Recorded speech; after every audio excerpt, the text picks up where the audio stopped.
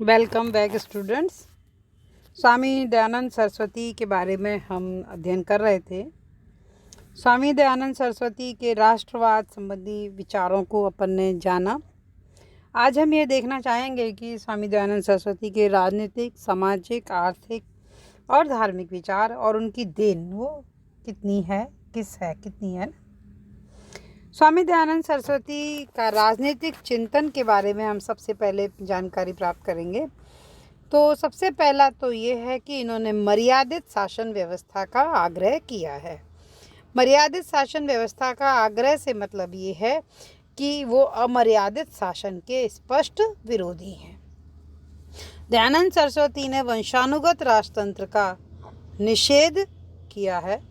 उन्होंने कहा है कि नैतिक गुणों से युक्त प्रजा पालन के प्रति प्रतिबद्ध और राजकीय कार्यों के निर्वाह में सक्षम व्यक्ति प्रजा की सम्मति से ही शासक के रूप में नियुक्त हो सकता है। दयानंद ने शासन की समस्त शक्तियां किसी एक व्यक्ति को प्रदान करने का उन्होंने विरोध किया। इसके बाद में शासक के लिए उन्होंने राजा के स्थान पर सभासद शब्द का प्रयोग किया है। तो दयानंद सरस्वती ने इस बात के ऊपर बल दिया है कि राजा को मर्यादित शक्तियां प्राप्त होनी चाहिए। शासक के द्वारा किसी भी स्थिति में निरंकुशतापूर्ण आचरण नहीं किया जाना चाहिए और इस दृष्टि से उन्होंने प्रबुद्ध राजतंत्र की बात कही है। दूसरे राजनीतिक विचारों में समानता और स्वतंत्रता के लिए उन्होंने आग्रह किया है। हालांकि इस संबंध में कोई औपचारिक सिद्धांत का प्रतिपादन उन्होंने नहीं किया है, लेकिन उन्होंने कहा है कि व्यक्ति को पूर्ण समानता प्राप्त होनी चाहिए, पूर्ण स्वतंत्रता प्राप्त होनी चाहिए, आचरण की दृष्टि से सामाजिक नियमितताएं होनी चाहिए, समाज कल्याण की दृष्टि से उसको अपने व्यवहार पर, समाज पर जितने भी प्रतिबंध हैं उनको स्वीकार करने को तैयार रहना चाहिए। समानता उनके विचारों का मूल आधार है। वो कहते हैं कि सभी व्यक्तियों को सभी अधिकार बिना किसी भेदभाव के प्राप्त होने चाहिए। तो तीसरी बात यह है कि स्वामी दयानंद सरस्वती राज्य के लोक कल्याणकारी स्वरूप का प्रतिपादन करते हैं। वे मानते हैं कि राज्य एक ऐसी संस्था है जिसका उद्देश्य व्यक्ति का सर्वांगीण विकास करना होता है, व्यक्तियों का भौतिक, नैतिक और आध्यात्मिक कल्याण करना। राज्य के कार्यक्षेत्र के संबंध में स्वामी दयानंद सरस्वती ने मनु और कौटिल्य के इस विचार को स्वीकार किया है कि अप्राप्त की प्राप्ति, प्राप्त का संरक्षण, संरक्षित का संवर्धन और संवर्धित का पात्रता के अनुरूप वितरण ये राज्य का मूल प्रयोजन है। उनके हिसाब से राजा के जो अनिवार्य कार्य हैं उसमें यह कि आक्रमणों से प्रजा की रक्षा करना, पिता के समान प्रजा का भरण पोषण करना, शिक्षा की समुचित विकास करना, प्रजा का बौद्धिक विकास करना, कृषि, वाणिज्य, इन सब चीज़ों की उन्होंने बात कही है। स्वामी दयानंद सरस्वती ने सदैव इस बात पर बल दिया है कि शासक के द्वारा प्रजा के कल्याण के लिए अपनी समस्त बुद्धि का उपयोग किया जाना चाहिए। तीसरी बात यह है कि उन्होंने राज्य के लोक कल्याणकारी स्वरूप का प्रतिपादन किया है। उन्होंने कहा है कि एक मूलभूत इकाई गांव है और गांवों के राजनीतिक व्यवस्था के पतन पर उन्होंने खेद व्यक्त किया है। और पांचवी बात है कि उन्होंने सक्षम प्रशासनिक व्यवस्था का आग्रह किया है। बहुत अधिक व्यापक हैं, ये तभी संभव हो सकते हैं कार्य जब प्रत्येक स्तर पर समुचित संख्या में पदाधिकारियों की नियुक्ति किए जाए। स्वामी दयानंद सरस्वती ने इस बात पर बल दिया है कि सहस्त्रों अज्ञानी लोगों की तुलना में धर्म को जानने वाले व्यक्ति का एक मत भी अधिक श्रेयस्कर रहता है। न्याय और दंड कर व्यवस्था का भी इन्होंने कहा है कि न्यायिक शक्ति का प्रयोग पक्षपात रहित होकर निष्पक्ष भाव से किया जाना चाहिए। स्वामी दयानंद सरस्वती ने न्याय की शक्ति अकेले शासक में निहित नहीं की है। उन्होंने कहा है कि न्याय जो है धर्म सभा के द्वारा किया जाना चाहिए। अंतर्राज्यीय संबंध और सैन्य व्यवस्था के बारे में भी इन्होंने राज्य की सुदृढ़ता के ऊपर इन्होंने विशेष बल दिया है। संधि, विग्रह, यान, आसन, संश्रय, दैधिभाव, चार उपाय, दूध की व्यवस्था, इन सभी की बातों का इन्होंने समर्थन किया है। सार्वभौम मानवतावाद और अंतर्राष्ट्रीयतावाद के ये जनक थे। ये अंतर्राष्ट्रीय सद्भाव की बात करते थे। ईसाई और जो भी दूसरे धर्म हैं उनको मतों का इन्होंने खंडन किया, लेकिन उनका किसी प्रकार का कोई संकुचित दृष्टिकोण इस संदर्भ में नहीं था, है ना। इसके अतिरिक्त स्वामी दयानंद सरस्वती धार्मिक सत्य की खोज में संलग्न थे और सभी स्वामी जी का जो उद्देश्य है वो मानव मात्र की मुक्ति था। दयानंद सरस्वती में मानवता व विश्व बंधुत्व के प्रति बहुत लगन थी और उनकी पूर्ति की दिशा में उन्होंने सदैव काम करते रहते थे और इस दिशा में काम करने में उन्हें हमेशा खुशी का अनुभव होता था। तो स्वामी दयानंद सरस्वती के राजनीतिक चिंतन में आधुनिकता और प्रगतिशीलता के तत्व समाहित हैं। जहाँ तक धार्मिक विश्वास की बात करते हैं, हम धार्मिक विचारों की बात करते हैं, तो स्वामी दयानंद सरस्वती एक मूल रूप से धार्मिक पुरुष थे और धर्म प्रचार ही उनका मुख्य उद्देश्य था। वे आर्यों के धर्म को प्राचीन धरोहर मानते थे। उन्होंने किसी भी नए धर्म का या नए सिद्धांत का प्रतिपादन नहीं किया। उनकी ऐसी मान्यता थी कि सब कुछ वेद हैं और वेदों पर ही उनकी अडिग आस्था थी। इन्होंने एकेश्वरवाद में विश्वास किया। ईश्वर के प्रति अगाध आस्था थी। उन्होंने कहा कि वे किसी भी ऐसे व्यक्ति से संपर्क नहीं रखते हैं जो ईश्वर को नहीं मानता हो। तो स्वामी दयानंद सरस्वती एकेश्वरवादी हैं। जैसे परमात्मा के अनंत गुण, कर्म और स्वभाव हैं, तो उसके नाम भी अलग हैं। अलग अलग नामों के होते हुए भी ईश्वर एक है। तो उन्होंने ईश्वर की सर्वव्यापकता और अनन्य सत्ता में उनका विश्वास व्यक्त किया। इन्होंने मूर्ति पूजा का घोर विरोध किया। इन्होंने माना कि मूर्ति पूजा ना तो वेद सम्मत है और ना ही कोई धार्मिक कार्य है। तीसरी बात यह है कि इस्लाम और ईसाई धर्म के प्रति इनका दृष्टिकोण जो है वो अपने धर्म की रक्षा करने के संदर्भ में बचाव वाली प्रवृत्ति का था। तो इन्होंने उनके ऊपर एक आक्रामक रवैया अपनाया। रक्षात्मक उद्देश्य से दुगनी शक्ति के साथ इन्होंने दूसरे धर्मों के ऊपर आक्रमण करने प्रारंभ कर दिए और इस वजह से ये अपने धर्म की श्रेष्ठता को सिद्ध करने के लिए अपनी मान्यताओं का तो समर्थन और उनकी मान्यताओं का खंडन करना इन्होंने प्रारंभ कर दिया। तो आक्रमण की स्थिति में आक्रमण ही बचाव का सही मार्ग हो सकता है। तो स्वामी जी ने धार्मिक जो सत्य की खोज में लगे थे, तो उन्होंने संकीर्णताओं से ऊपर उठकर वैदिक धर्म की व्याख्या प्रस्तुत की। अन्य धर्मों के अनुयायियों को अपने धार्मिक मत की निर्बलताएं उन्होंने बताई। स्त्री शिक्षा की गहरी आवश्यकता अनुभव करते हुए उन्होंने कन्या महाविद्यालय खुलवाए। स्वामी दयानंद सरस्वती ने स्त्रियों के प्रति अपना जो दायित्व है उसको निर्वाह करके अब स्त्रियों के गौरव में वृद्धि की। सामाजिक कुरीतियों का जो अंत है ना, कहाँ गए, नहीं अपन गलत आ गई मैं।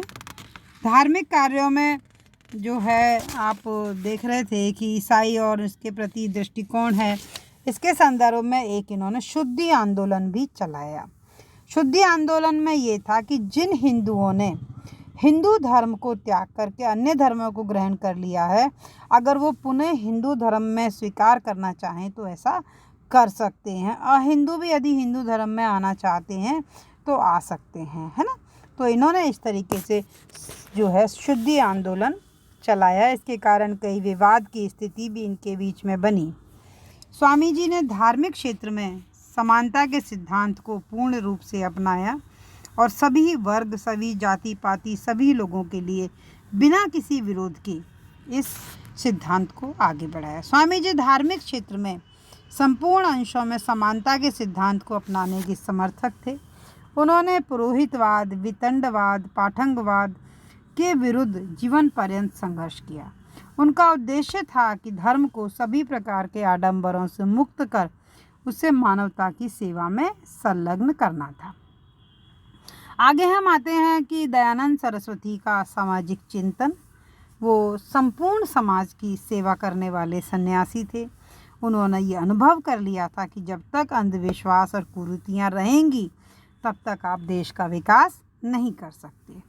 तो सामाजिक विचारकों में उन्होंने एक तो ये माना कि व्यक्ति और समाज एक दूसरे के पूरक हैं। समाज एक संगठित इकाई है और व्यक्ति उसका एक अंग है। तो प्रत्येक सदस्य का विकास होगा तो ही समाज का विकास संभव है। फिर इन्होंने गुण पर आधारित जाति व्यवस्था का इन्होंने समर्थन किया। छुआछूत, ऊंचा नीचा मतभेद मानने का इन्होंने कहा कि ये सही नहीं है। आश्रम सिद्धांत का इन्होंने समर्थन किया। जो अपने 4 आश्रम हैं, ब्रह्मचर्य आश्रम, गृहस्थ आश्रम, वानप्रस्थ आश्रम और संन्यास आश्रम। तो इन्होंने इस आश्रम व्यवस्था का समर्थन किया कि उन्होंने कहा कि आज हमारे मनुष्यों के बीच में जो घातक प्रतिस्पर्धा है, अगर आप आश्रम व्यवस्था को अपनाते हैं तो इस घातक प्रतिस्पर्धा पर अंकुश लगाया जा सकता है। और चौथी बात यह है कि नारी गरिमा के प्रबल समर्थक थे। इसके बाद में उन्होंने दहेज प्रथा, जितनी भी जो सामाजिक कुरीतियाँ हैं उनका अंत करने के ऊपर इन्होंने बहुत बल दिया। इन्होंने कहा दहेज प्रथा, बहु विवाह, विधवा विवाह, सती प्रथा, समुद्री यात्रा निषेध आदि कुरीतियों को न केवल विरोध किया बल्कि संकल्प लेकर इन्हें समाप्त करने की दिशा में वो आगे बढ़े। स्वामी जी ने प्रतिपादित किया कि जो है मतलब इन समस्त संदर्भ में उन्होंने न केवल प्रवचन नहीं दिया बल्कि सक्रिय कार्य करके अपने नाम को जो है वो इन्होंने आगे बढ़ाया। तो स्वामी दयानंद सरस्वती मूलतः एक धार्मिक व्यक्ति थे। उनका लक्ष्य केवल आध्यात्मिक कल्याण के साथ साथ समाज और देश के प्रति अपने कर्तव्यों को सर्वोपरि मानना है। इस दृष्टि से सर्वोच्च सत्य के वो अन्वेषक थे, अन्याय के विरुद्ध संघर्ष करने वाले व्यक्ति थे। तो भारतीय समाज में और राष्ट्र में उनका योगदान बहुत महत्वपूर्ण है।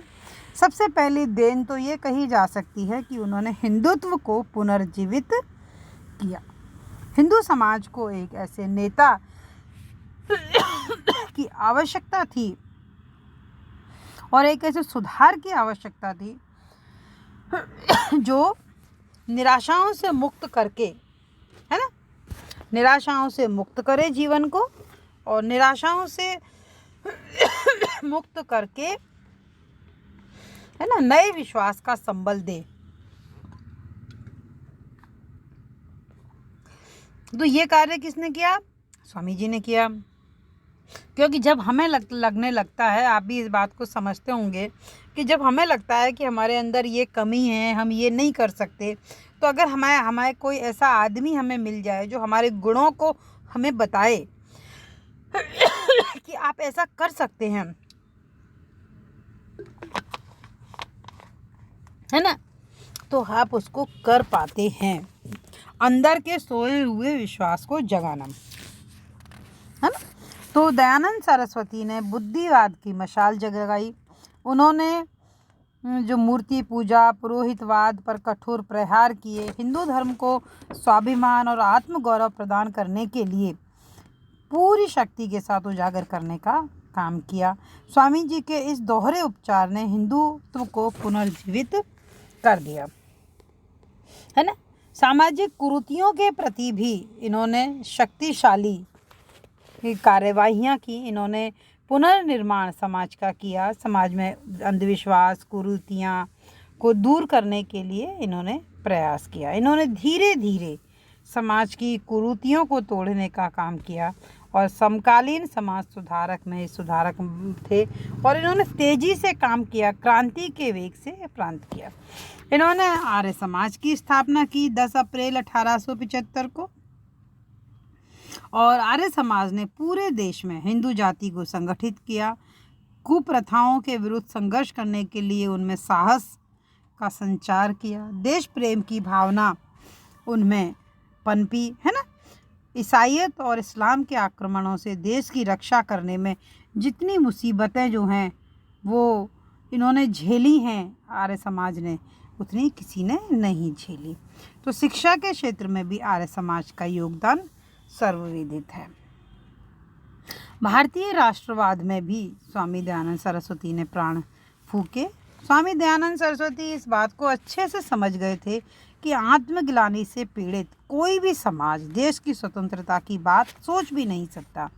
अतः सर्वप्रथम उन्होंने हिंदू समाज को आत्मग्लानि और हीनता के बोध से मुक्त किया। स्वयं नैतिक साहस का परिचय देकर के देश की जनता में साहस का संचार किया। छुआछूत का अंत, स्वधर्म, स्वभाषा और स्वदेशी पर बल देकर उन्होंने स्वराज्य के लिए मानसिक पृष्ठभूमि तैयार की। देश की स्वतंत्रता की नैतिक और बौद्धिक नींव रखी। दयानंद संगठित और स्वतंत्र भारत के स्वप्न दृष्टा थे। उनके कट्टर आलोचक वैलेंटाइन शिरोल कहते हैं कि दयानंद की शिक्षाओं की मुख्य प्रवृत्ति हिंदुत्व का सुधार करने की उतनी नहीं है जितनी कि उसे विदेशी प्रभावों के विरुद्ध प्रतिरोध के लिए संगठित करने की है। उनके विचार में हिंदुत्व का विराष्ट्रीयकरण कर रहे थे। गौरवपूर्ण अतीत से लेकर उन्होंने स्वराज्य का नारा बुलंद किया।